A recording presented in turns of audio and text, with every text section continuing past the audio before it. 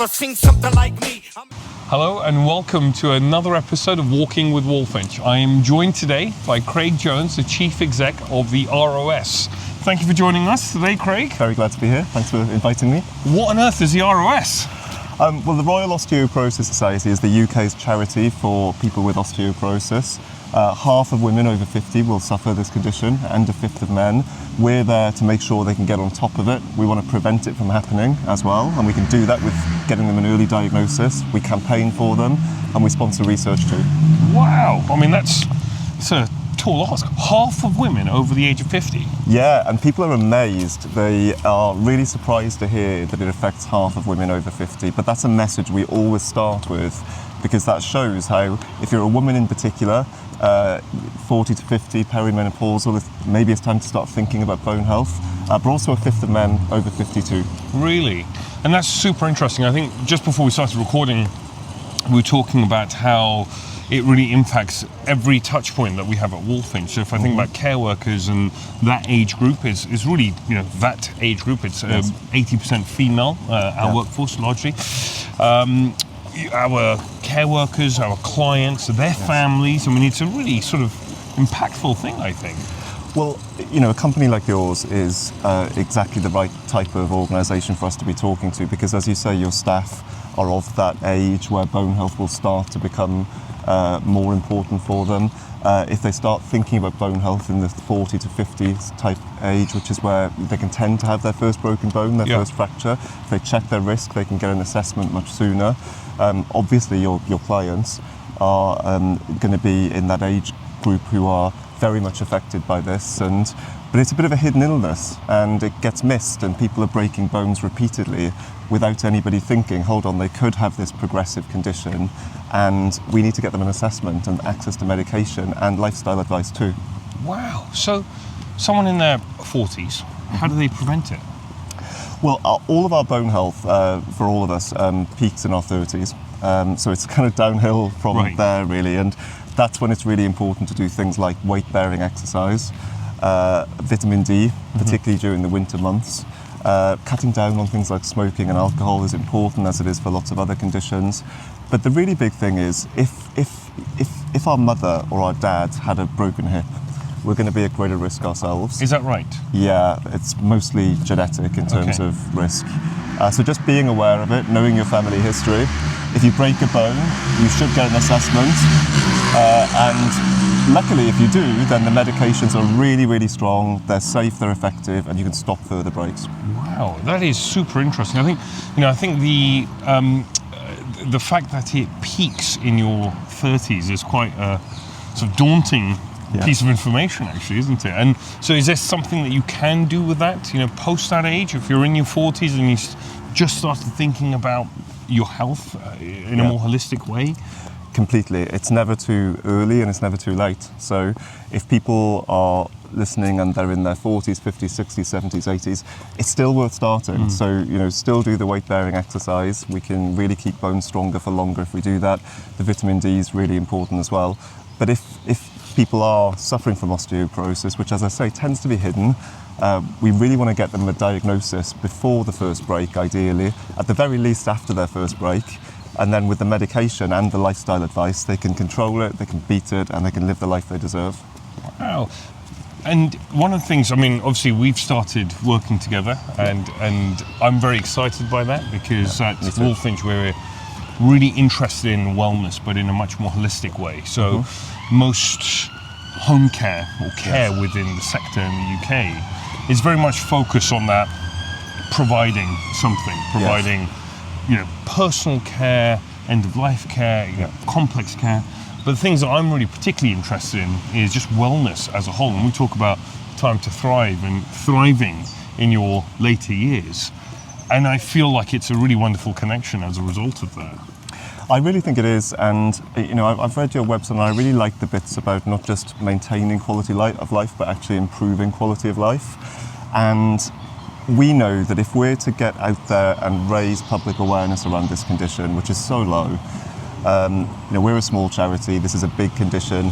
As we all live longer, there's going to be more and more osteoporosis.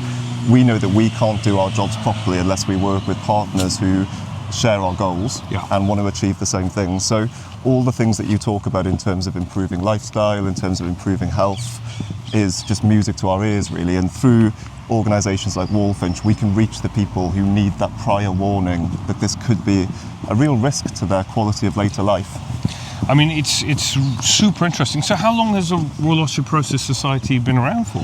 Since 1986, so we are going into our 40th anniversary next year. Wow, gosh.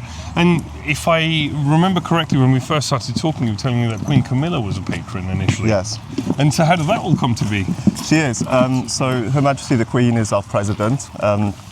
She's the biggest supporter we've got. Her mum had osteoporosis and her grandmother. Gosh. They both suffered really badly with it. And the Queen, before she was the Queen, met my predecessor, the lady who set up the charity, and she said, it's not right that a condition whose effects are largely preventable has such low public awareness. And she was the first celebrity to throw her weight behind the charity. Wow. And of course, fast forward 20 years, she's now the Queen, and she's been incredibly loyal to us and incredibly good to us. How wonderful. And so who else have you got involved in the charity? Well, we've got academics, we've got great professors of bone health on our board, we've got 23,000 public members, they're very important as well. We've got a few other celebrities as ambassadors, but the thing we're doing more of is to work with businesses. So something I'm really proud of is that I had the idea of setting up this group of business ambassadors, realising that really if we connect with the public through businesses, it's a massive signal booster. And you're our newest business ambassador. And thank you. I'm really excited to be on. And just having you on the list is giving us such optimism that we can get through to really thousands more people than we would otherwise. I think it's a really interesting idea that you've had there, because it just kind of cracks a whole different segment. And I think there's a huge connection there between care, preventative care, and this issue that we're trying to tackle. And so a lot of your work, from my understanding, is around lobbying the government and raising the profile. Yes. Can you tell me a little bit more about what you do with that and how that looks on a day-to-day basis? Yeah, well, 2/3 of people with the condition don't know they've got it, which is that right? Yeah, 2/3? 2/3, yeah. So the vast majority of people with this life-threatening condition, because uncontrolled osteoporosis will result in a hip fracture. A quarter of people die from that within a year. Yet despite that, 2/3 of people are missing this safe, highly effective treatment that totally transforms their outcomes. So we've realised that as a small charity, smallish, we've got 70 staff, we can't service deliver our way out of that problem. We've got 12 helpline nurses. They're always on the phone. They're always there to answer calls. But really, I could put 10 times more helpline nurses on the helpline, but it still won't be enough because the NHS is systematically letting down 2/3 of people.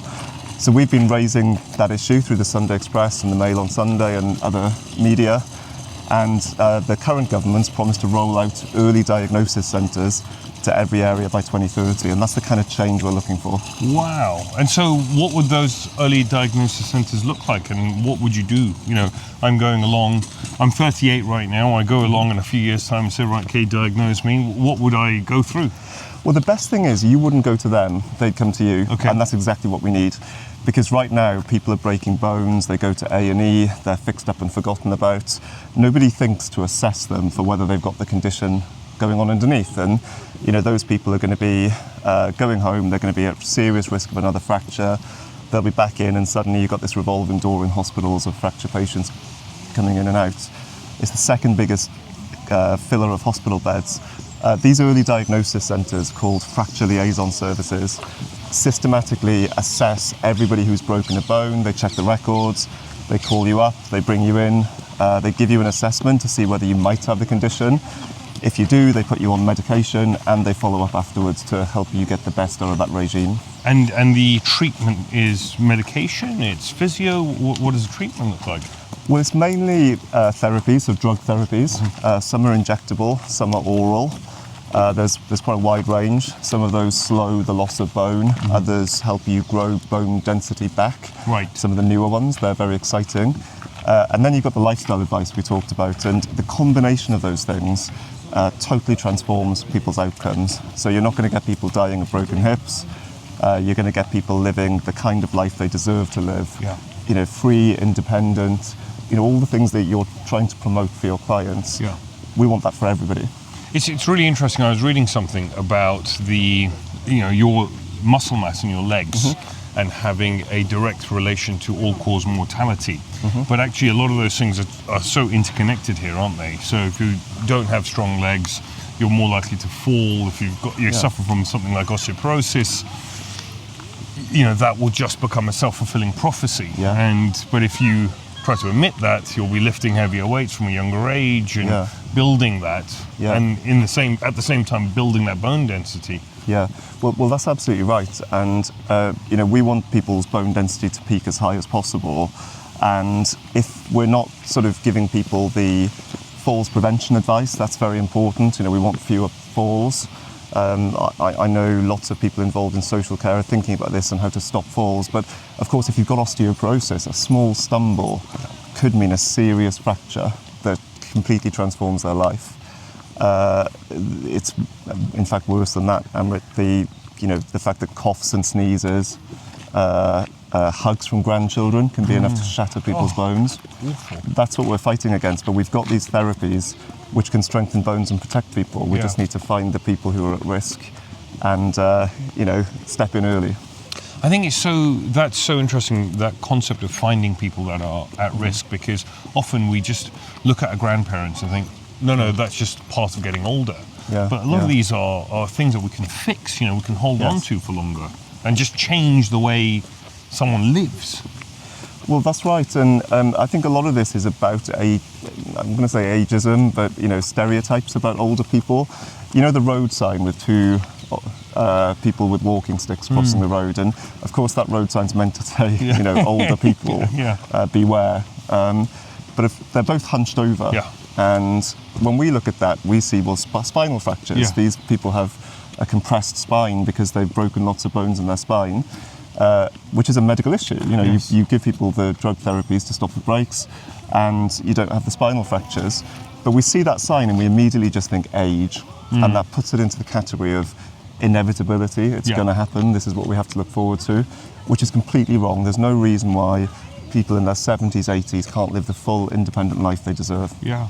I mean, it's absolutely true. My dad is in his early 70s and hits the gym, travels on, just is very kind of independent, touch wood. I look at my father-in-law who's just turned 80, again, sort of plays golf and, and all that kind of thing. And it's just about how you live, I suppose, right? And it's about kind of not believing in that, well, actually I've hit this number and that's it, it's over for me.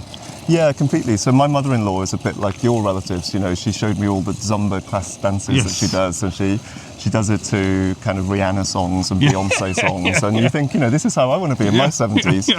But if you've got osteoporosis, it's a real threat to all of that happening. One of our volunteers is 42, and at the age of 42, she was told by her doctor she has the bones of an 80-year-old because this condition had weakened them so much. So, of course, when she has a stumble or a cough, she's going to break a bone.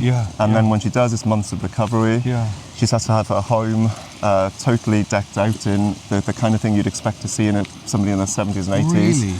Yeah, and she feels it really deeply, and she feels that she's sort of been denied the kind of life that she could and should have. So we want to stop that kind of thing from happening and make sure everybody can grow up like your relatives and my mother-in-law. Yeah, I mean, it's really quite sort of heartbreaking, actually, isn't it? Because you think, gosh, 42 is just such terrible. It's no age, is it? But it's so impactful. And if I think about the work we've done with, our older clients over the years, and think about how debilitating that is, a broken bone, a broken hip, and actually often people will break a hip and then they'll have various other things that will come out of that just because of their lack of mobility. And it's a huge problem, actually. It is, and broken hips are the worst of all, really, when it comes to this condition. And if you do nothing about osteoporosis, eventually you'll have a broken hip. That is the event that is the turning point for a lot of people. And the loss of agency afterwards, the loss of independence, sometimes does result in that, as you know, they call it deconditioning, and then eventually, for some people, death. Yeah. Wow. So one of the things that we do at Wolfinch is Thrive Clubs, and what that means is they're community clubs that are free, donation based, and there's personal trainers, there's yoga teachers, art classes, whatever it might be, just a community activity, usually centered around wellness, and often physical. And one of the things that we're talking to our franchisees about is basically getting these clubs to be centres for us to talk about bone health, to talk about increasing bone density, to raise money for the Royal Osteoporosis Society. So it's a very exciting opportunity, I think, because the two things just are so connected. Yeah, they really are. And, it just thrills us how there are businesses who are thinking exactly the same as we are. In other words, giving people access to the kind of community that they need, the services that they need. The example that you've just mentioned is really inspiring. I wish we heard of more of that. Because when you bring people together like that, they'll talk about things like bone health. Yeah. And thank you for talking to them for us about bone health as well. You're one of the first businesses who are making this a thing and making it their thing. Yeah. We're really grateful because, like I say, a small charity can't do it that ourselves, but you're a big signal booster to the public. Well, we hope so. I mean, it's certainly something that I'm particularly interested in. I've always been interested in, bodybuilding and weightlifting and all of that, and actually then the science behind it. And a lot of that, we had a bodybuilder on this show actually not that long ago, and he spent a lot of time talking about bone health. And we had a GP talking about bone density and how ways to kind of help increase that. And it was really interesting because actually I think it's coming onto people's radars more and more naturally. I really hope so. We hope that we're at the beginning of something and we can give this condition a moment. And when I say give it a moment, I mean with a view to beating it and overcoming it for good. But a moment like menopause has had. Yes. If you think back 10 years, nobody talks about menopause. Women felt that it was uncomfortable. They felt a little embarrassed talking about it. Women tell me I'm okay to talk about this and they tell me their experience. And what they say is that osteoporosis is exactly there. It's associated with frailty, vulnerability, and it's been ignored and brushed under the carpet. Yeah. But now, because of the menopause campaigners, every responsible workplace has a menopause policy, and they've taken it right into the mainstream. People like Davina McCall. We'd like to think that we're 5 years behind, and we need other people like Wolfinch to help us do it, but we feel like we're about to push this into on the national stage where it deserves to be. Absolutely, and I certainly will do everything I can to help. So Craig, tell me a little bit about yourself personally. Why the Royal Osteoporosis Society? What were you doing before this? How did this come to be? Well, I was involved in health through board roles, so I was on the Royal College of Anaesthetists board, and NHS Blood and Transplant. I was on one of the organ donation committees there. I was doing all this health stuff outside of work, and I thought, well, I should really make my day job health as well. So started that in 2020, and since then we've been doing all we can to publicise the condition, to influence at the highest levels, and we're beginning to make stuff happen, like this government pledge on early diagnosis clinics. And so what do you do in your personal life to help sort of increase bone density, and is it something that you think about? I think about it on myself, definitely. I think about it in terms of family members. So my parents are getting into their, I suppose, approaching their 70s. So maybe it's time to start thinking about them too. And I suppose kids as well, really, because ideally we'd make bone health a thing for people of all ages. Because while it's never too late to start thinking about bone health, it's also never too early, since our bone health peaks in our 30s. Yeah, and absolutely, I think that is so true. And just actually, one of the things I've been thinking about a lot when I've been training recently has been about bone health, and just thinking, well, load-bearing exercise, which I'm doing anyway, but I'm doing with a fresh thinking now, which is not something that was the case historically. Actually, I was lifting just to build muscle mass, but actually now one of the things I am thinking about is, well, how do I make my joints and bones and hip stronger for later, and so on, stronger for longer, as you very eloquently put earlier.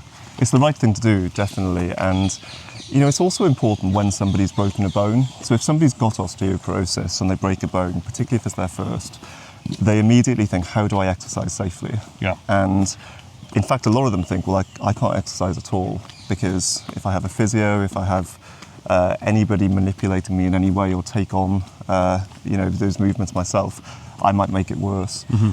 Unfortunately, that's the opposite of what we need people doing. We do need people training even after a fracture, and there are ways to exercise safely for broken bones caused by osteoporosis. People can check our website out and find out what those actions and moves are. But we'd like to do a sort of digital journey for people who've just broken a bone and show them in great detail the kind of safe exercises they can do, because shutting down is actually the worst thing you can do. I expect, yes. And so, talking sort of headlines, what are your top 3 hacks, tips for somebody who is looking at increasing bone density and starting to think about it in a really kind of positive way? Well, the first is to use our risk checker. The Queen launched our risk checker in 2022. It's a 5-minute test that asks a series of questions. It'll tell people if you're at serious risk of osteoporosis. 500,000 people have used it to date, so we are cooking on that. We've got a lot of people using it, and 60,000 of them have got an early diagnosis because they check their risk. Amazing. Okay, so over 10% have got an early diagnosis as a result of this. Yeah, that's right. I should say that we've deliberately targeted the digital advertising at people we think are going to be at high risk. So it's not representative of the population as a whole. Okay. We targeted it at women aged 45 to 60. Okay. So that's the first thing, check your risk.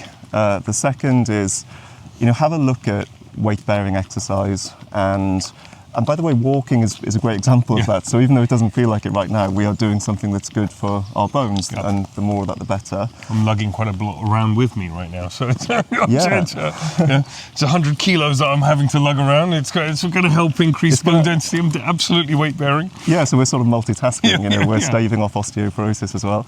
And then the third thing would be just be aware of that family link. So if mum or dad had a fracture, particularly a broken hip, that's when you really need to check your risk. And if you have osteoporosis, whether it took you a long time to find it out, as it so often does, or whether you had a better experience, please think about sons and daughters, getting them checking their risk as well, particularly daughters. Thank you so much. And anything else that you'd like to get out there, Craig?